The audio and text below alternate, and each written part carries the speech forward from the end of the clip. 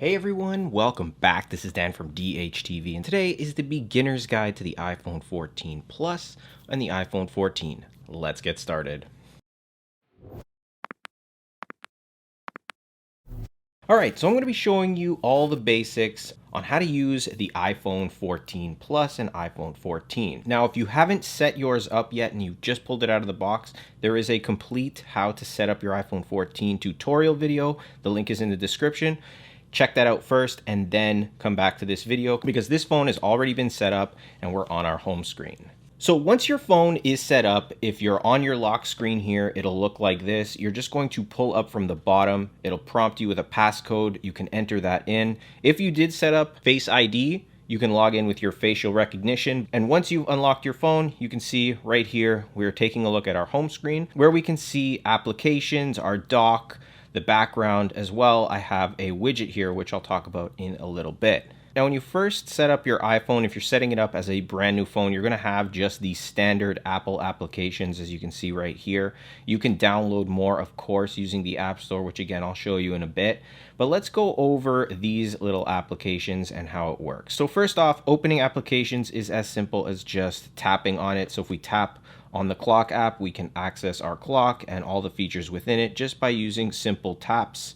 And that's how you're going to navigate the actual app. Exiting apps is as simple as swiping from the bottom upwards, and it exits the app and takes you back to your home screen so you can work on other things. Navigating your home screen here is as simple as swiping left and right. You can see we have multiple pages, and as you add to your collection of applications, you'll have more and more pages, and then you'll be able to organize things a little bit as well. Now, if you swipe all the way to the right side here, you can see we have an app library, and this is a collection of all the applications you have on your phone. You can use a little search box at the top, so if you're looking for, say, the clock app again, you can just type it in.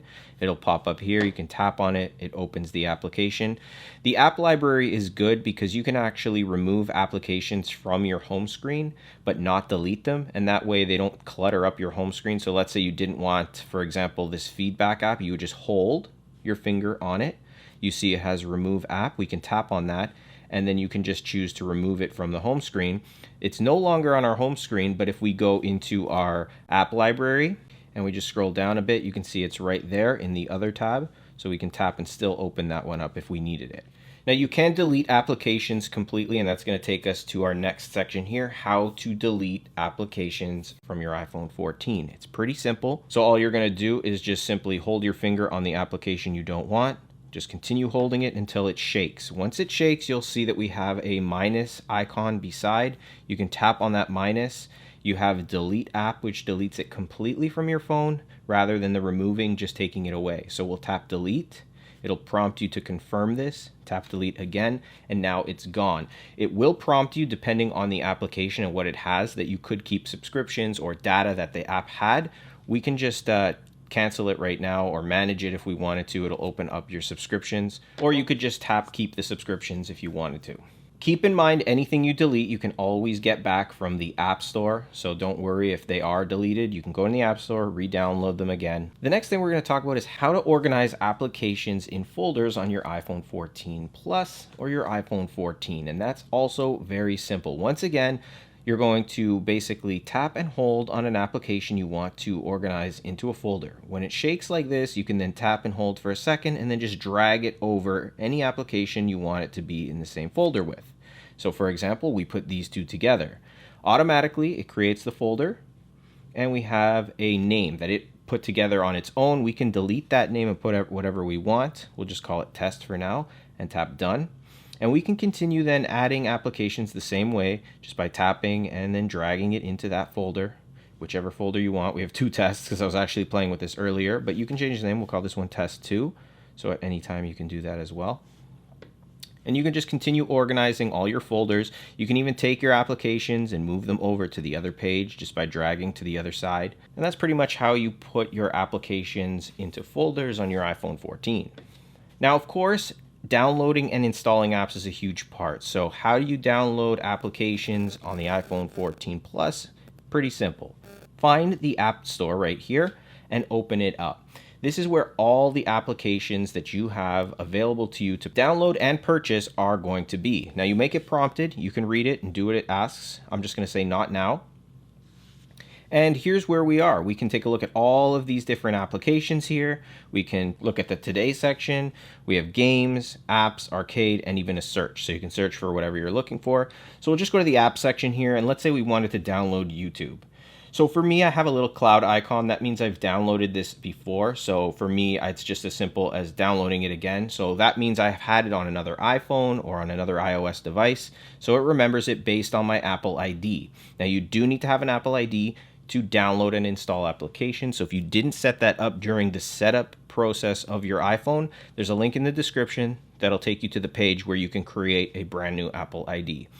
For me, I just tap on this and it's going to download automatically. If I find an application that says get, meaning I don't have it, so for example this one, I'll open it up, you can see information, and I tap get. It's going to prompt me right here to install the app. If I tap install, it's going to prompt me to enter in my passcode, or if you have Face ID set up and configured, it'll use Face ID to then automatically allow that, but I'll enter in my passcode and then tap sign in, and now it'll begin downloading. You can see it's downloading up there. For example, here it's prompting me to save my password for free items. That way, anytime I download an app that's free, it won't ask me for my password. You can choose to save this or not. For now, I'm just going to leave it at not now. And as it's downloading, you don't have to stay on that page.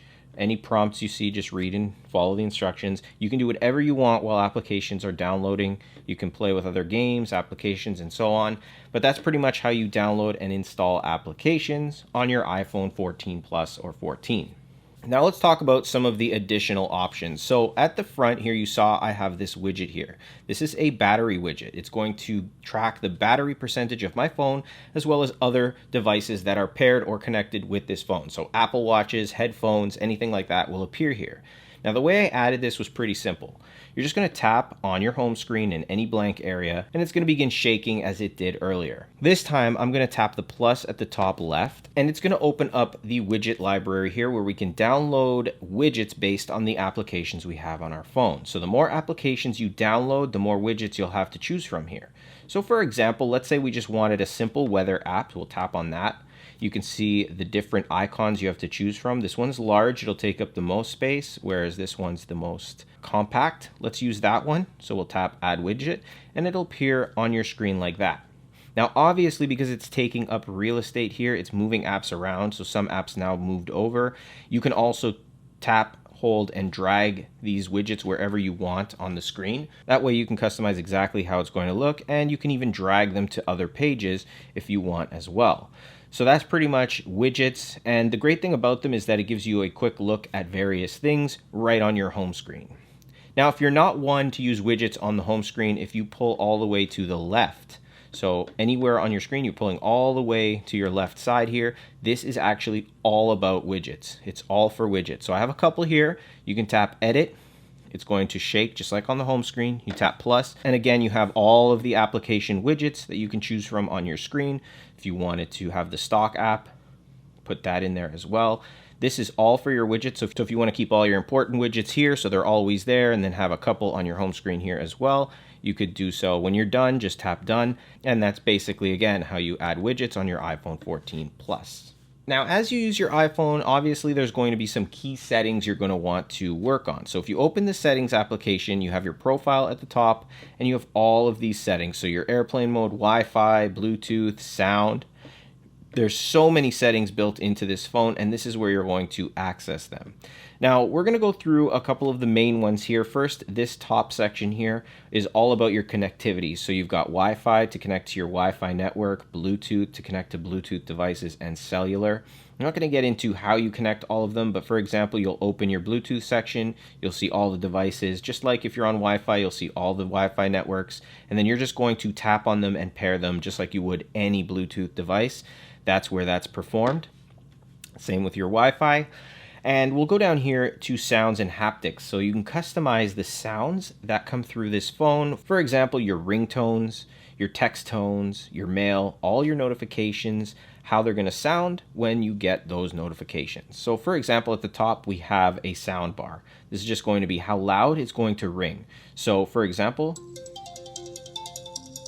We can raise the volume, lower it, and that's how loud it's going to be. We also have this change with buttons option checked, and that means that we can actually use the volume rockers on the side of this phone to control the ring volume of this device. Additionally, we can choose specific ringtones and text tones here, for example this, if we wanted, or a specific ringtone here. So we chose that ringtone, and you're going to work your way down all of these different notifications and choose the sound you want for each. In this section, we have keyboard feedback and lock sound. So the lock sound is whenever you lock your phone, it's going to make that lock sound. Not sure if you heard it, but there's a little click sound, and that's basically what you're hearing when you lock your phone. So if you want that on, you turn it on. Keyboard feedback, so that's going to be a vibration. They call it haptics when you're typing. So if you turn this on, you have haptic, and that's going to actually be the vibration. If you want that on, turn it on or turn it off. And then you have the sound. So the clicking sounds when you're typing on the keyboard of your phone. Now I turn haptic off because the iPhone 14 battery, I want to preserve it. That's why I have that one off. And I find that haptics tend to burn through the battery in quite a bit. And we do text and message a lot through these phones. So you'll be having a lot of haptics coming through if you have those on while you're typing. Next is ring silent mode switch, and that brings us to one of the buttons again on the side. This is actually a silent switch right here. It's very small, hard to see right there, but whenever you see it and it has an orange tone to it so you can click it, that means you're on silent.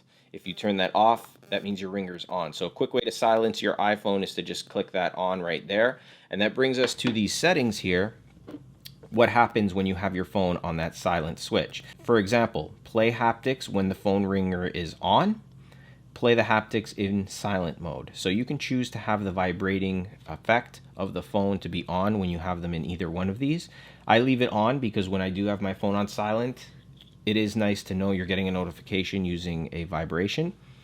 And then you have system haptics, so that's going to be playing haptics for system controls and interactions. Again, vibrations and various things throughout the phone. So you're going to control all these, customize them the way you want, and that way you have a little bit more customization with your sounds on the phone. Scrolling down a little bit, we're going to talk about the display and the brightness. First thing we have here is the light and dark mode, and when you were setting up your iPhone, you could have set it to light mode or dark mode. I have it in dark mode right now. You can choose whichever, or you can have it set to automatic, which is going to be in either one of these options. So at dark until sunrise, it's going to be in dark mode, and then you can set a custom schedule if you want it as well. I'm just going to leave this on dark mode for now and turn off automatic, but you can customize that again any way you want. Text size here, you can actually extend or decrease the size of the text based on what you like. I tend to leave it where it is, but it's there if you need it. And then you have bolding on the text, so you can see what it does right there if you prefer to have it a little bit more bold. The next setting is brightness, so you can control how bright or how dark the screen is going to be. I tend to just leave it there, no real reason. I do change it throughout the day as I go. And then you have a true tone, which basically allows the iPhone 14 to adapt the display based on the ambient lighting conditions to make colors appear consistent in different environments. And I'm reading that right from this little logo down here. So you can turn that on or off if you want. Night shift, this is more for your eyes at night. It takes away the blue hue. You can turn this on if you want, less warm, more warm. You can see what it does right there. I have this on usually at night, and I do set a schedule for it. So when I think it hits 10 o'clock, it turns on, something like that. But you can play around with that. Auto lock, this is a very important one. If you tend to leave your phone on a table and you forget to lock the screen, it'll burn through the battery pretty quick. Not to mention everybody has access to it. So you can set it to automatically lock the screen so that someone would need their passcode to log back in, and you have all of these amounts of time. I set it to never. I lock my phone on my own, and I kind of don't like the fact that it locks so quick. So I leave it on never. And raise to wake is a good feature as well. So whenever you have your phone locked, if you raise it up, it's automatically going to open. If you do turn that off, what's going to happen is when you raise to wake while it's locked like this, nothing happens. You'll have to actually tap on the screen or press the lock button. That way you can get back into your phone. But I like that. Raise to wake's good enough for me. I like it's on. And then you have display zoom. You can see what it does right here. Larger text, default. And it gives you an example here of how it's going to look as well. So you can see that the apps are larger compared to the default. I leave mine on default. The next one is the wallpaper here, and this is a great one as well, especially now with iOS 16, the new customizations, especially on the lock screen. So let me just give you a quick look here at the lock screen first. So this is our lock screen. We have our time, we have a couple of small widgets here, and then you have some buttons at the bottom. These buttons are quick access. They're going to be a flashlight. So if you press and hold on it, you can see the flashlight turns on. If I press and hold on it again, it turns off. Same thing if you press and hold on the camera icon, it'll quickly open up your camera. And the great thing about opening your camera like this from the lock screen is that if you have this or you want to give someone your phone to take a picture of you, they can take the photo. You can see the preview down here. They'll only be able to preview that photo. They won't be able to preview any of the other photos that you might have taken on your phone. So you do get privacy that way. Really good feature. That way you don't have to give your whole photo library to someone just to get a photo taken of you. So that's the lock screen, and to customize that lock screen is right from that Wallpapers tab in your settings again. So it's Wallpaper. So we'll tap Customize here on the lock screen on the left. And you can see this is how we have it set up to look so far. Now, all you have to do to customize this is just tap on the things you want to change. So we're on the first one. If you've ever used an Apple Watch, this is very Apple Watch-like. We're tapping on the Friday, September 9th, and we can change that with all of these different options we have here. And again, the more things you have on your phone, the more you'll have to choose from. So for example, let's say I wanted some weather up there. Let's throw this one here, the conditions. So now it's going to say Friday the 9th. It's showing me that icon because I don't have location services on, so it's not finding a location. So let's choose stocks instead, so we can see some stocks there instead of the weather. So now it says Friday the 9th, we've got some stocks. The second one here is how you have your time and how it's going to show. So you have all of these different choices of font, and you even have colors to choose from with different shades that you can actually use this little dial to play around with. You can tap on the end here, which will bring up a whole bunch of different colors. So if you like red, blue, whatever you want to use, you can use that as well. You have spectrum and sliders. You get a ton of customization with the colors here. I'm just going to go back and leave it as it was. And then you just tap the X to stop. Now, another thing that's cool here is if you tap this little globe, you can even change right here of how it's going to look. If you have like Arabic, or I can't read some of those, but it's there if you need it. So just keep that in mind as well. The last one here, again, we can tap, is going to give us a block. And the block will allow us to add different sort of, again, widgets, but this time they look a little bit different here. And again, you can choose from all of these different options. So we'll scroll down and let's choose one that we didn't already use. So for example, our alarm clock. So if we tap on alarm clock, it's asking us to remove a widget first. So let's just remove this one. We'll tap on our alarm clock and we've got that. And then let's just say we wanted our this right here, which is our activity with our Apple Watch. It'll be there as well. So now we've got those two things inside this little box. Again, we can always tap on it, remove them just by tapping that minus, add them back in if we want. Totally up to you on how you want to use this, but that's how you customize this lock screen. And then when you're ready, tap done, and that's going to be your new lock screen. On the right, if we tap on customize, this is going to customize our home screen. Mainly the colors and how it's all going to look. So the gradient, so the color, we can change that, the gradient, whatever you want. You can tap photos if you want to choose a different photo. It's totally up to you on how you want that to look. I'm going to leave it as is. You can also tap to add a new wallpaper. And when you tap on that, you get all of this customization, all these cool wallpapers. And this is where it really turns into sort of an Apple Watch-like feel. So for example, let's say we wanted this one. I actually had this on my Apple Watch at one point. And you can customize all of this so you can have it looking different if you want. Adding what you want up there. Again, so we want that. We can add some widgets in here. Let's get the battery widget in so I can see my iPhone there. And then let's get some stocks in there as well. So we got some stocks. We'll put that one in there. And that's how it's going to look. So now we have that one there. We tap add. So it's going to be set wallpaper pair. You can actually customize the other one. So if you customize your home, again, you can change all the colors, add a photo, the blur, all of that. Tend to leave this as is usually. And this right here is just giving you a brief description on how you can change the wallpaper from your lock screen. So from your lock screen, you can see it's locked at the top. Now, unfortunately, you do need to have Face ID or Touch ID, depending on what phone you're using, So that way it unlocks it. Now, once it's unlocked, you can then press and hold with your finger, and it allows you to sort of choose different wallpapers. And you can see you can even add new ones right from the lock screen. So you do need to set up Touch ID. That way you can add them in there, switch between your wallpapers just like that. You can tap customize to even customize those ones specifically. Otherwise, it doesn't seem to let you do that with just a password. So in settings, if you go to Face ID and passcode, it'll prompt you to enter in your passcode. You then want to go to Face ID, set up, it'll say set up Face ID. I already have it set up. That's why it says set up an alternate appearance, but you can set up Face ID. It'll walk you through the process. During the setup video that I did, it's in the description, I show you how to set up Face ID. So if you haven't set it up, that's how you do it. And that way you can play around with that lock screen a little more as well. Next is Siri and Search. And Siri is a huge feature. It's going to give you a personal assistant to ask questions, directions, jokes, whatever you want, Siri can help with. If you set up Siri when you set up your iPhone, it should already be on. But if you didn't, you can open this setting here and then tap press side button for Siri, enable Siri. And that means now you're going to use this side button on the right side, press and hold, and it's going to bring up Siri down here. You can ask Siri any questions. What's the score in the Jays game? And it's going to pop up with the answer. Now, I have my phone on silent right there, so you can't hear Siri's response. Otherwise, she would be talking and we would be able to hear it. You can play around with all the Siri settings here, but Siri is a great sort of personal assistant with the iPhone. It'll allow you to do so many great things. I have a Siri video that'll walk you through how to use Siri and everything. So if you're interested in learning how it works completely, check out that video. Links in the description as well. Now, if we go down, we have battery. This is a great section to track how your battery has been working on your iPhone. That way you know what's going on, what applications are using the most battery, and if you're having battery trouble, what the cause is.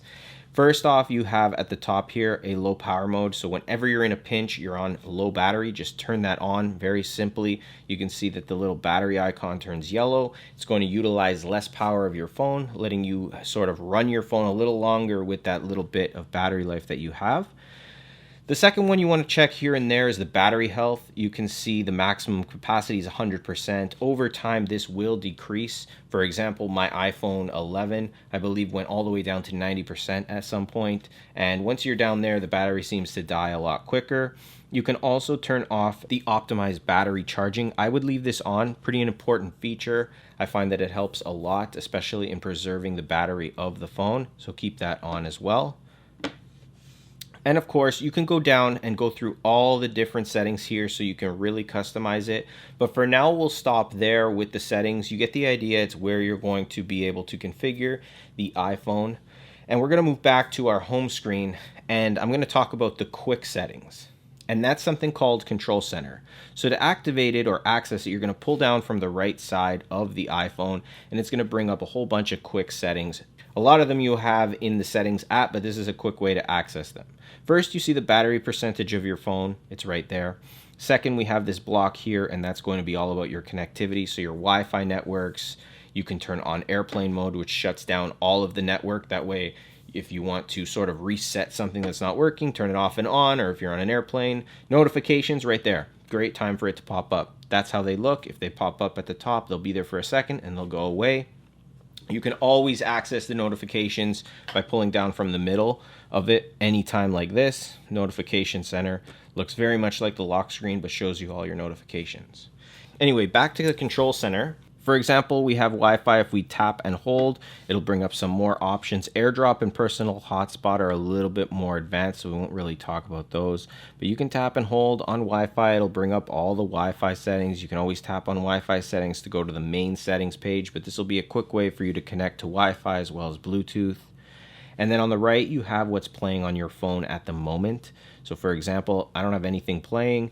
I can play, I can skip ahead, I can change the volume. If I wanted to, I can even tap this icon here and connect it to other devices. So for example, if you had a Bluetooth speaker or headphones, they'll appear here and you can choose to connect those as well.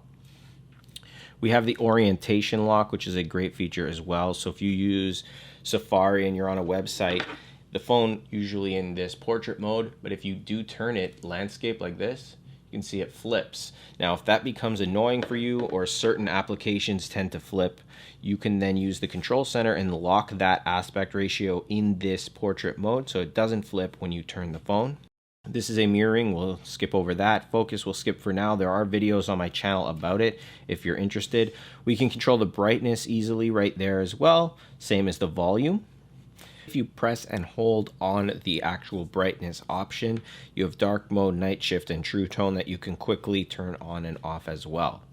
We have some other options in the middle we are going to skip, and then we have some quick app access as well, which is going to be your flashlight, your clock, your calculator. Always good to have a calculator. And we also have our camera, and I've added these two in. Now this one is a remote for my Apple TV, and this is the low power mode for my battery. So anytime I need to low power mode the phone, I just open up the control center, tap it quickly on low power mode. Now the way you add these to your iPhone 14 is pretty simple as well. So if you open your settings app and then you scroll down just a bit to control center, this is what you have included in your control center right now, and these are the controls that you can add in. So any one of these you want to add them in. You want voice memos, tap on the plus, it automatically pops it up at the top here, and when you open your control center you now have that option quickly there. Now as you use your phone, there are different swipes and things that you can do. For example, when you open up Safari, which is your internet browser, scrolling is just pulling up and down like this.